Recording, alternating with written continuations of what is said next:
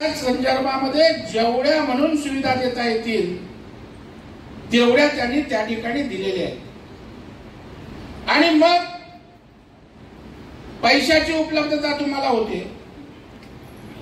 तुम्हाला त्या ठिकाणी सरकार राजाश्रय देते, परवानग्या सुद्धा लवकर देते, विशेष सवलती देते। मग स्वयं पुनर्विकास करायला अडचण काय? आणि मग आपण याच्यामध्ये फायदा काय? स्वयं पुनर्विकास आणि बिल्डरच्या विकासामध्ये फरक काय? स्वयं पुनर्विकासामध्ये तुमचा कंट्रोल पूर्णपणे त्या विकासावर असतो, जी बिल्डिंग बांधतं त्याच्यावर त्या ठिकाणी असतो। तुम्हीच ठरवणार असता की आपल्या बिल्डिंगचं कोणी बांधकाम करावं, तुम्हीच ठरवणार असता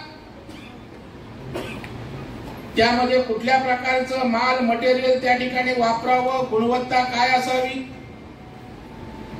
बिल्डरला तुमच्या गुणवत्तेशी काही देणं घेणं नसतं, तुम्हाला त्यांनी डेव्हलपमेंट करणं, तुम्हाला घर देणं आणि टावर उभारून मला कसा जास्त फायदा होईल याच्यात त्याला रुची असते। तुमच्यात रुची असायचं काही कारण नाही, तो काही चॅरिटी करायला आलेला नाहीये। त्याच्यामुळे गुणवत्ता,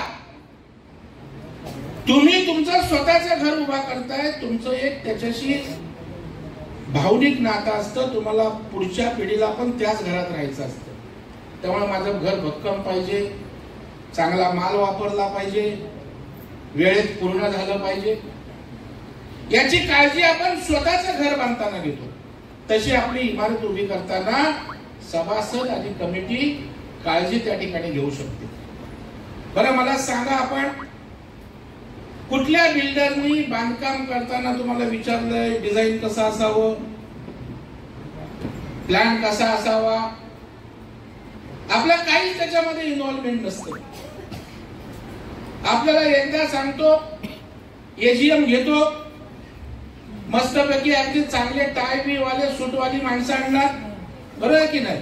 आपला साधा माणूस आपल्या उदाहरण, मोठी लोक आहे, मोठ्या स्क्रीन लावणार, चांगलं जेवण ठेवणार, नाही तर बॉक्स जेवणाचे ठेवणार, काही ठिकाणी आणखी काय देता आलं तर देणार। तुम्हाला ताब्यात घेईपर्यंत तुमची गरज असते। तुम्ही एकदा अग्रीमेंट केला, ताब्यात आला की तुम्ही लाचारासारखे त्याच्या बिल्डरच्या ऑफिसच्या बाहेर जायचं। म्हणजे कशाला?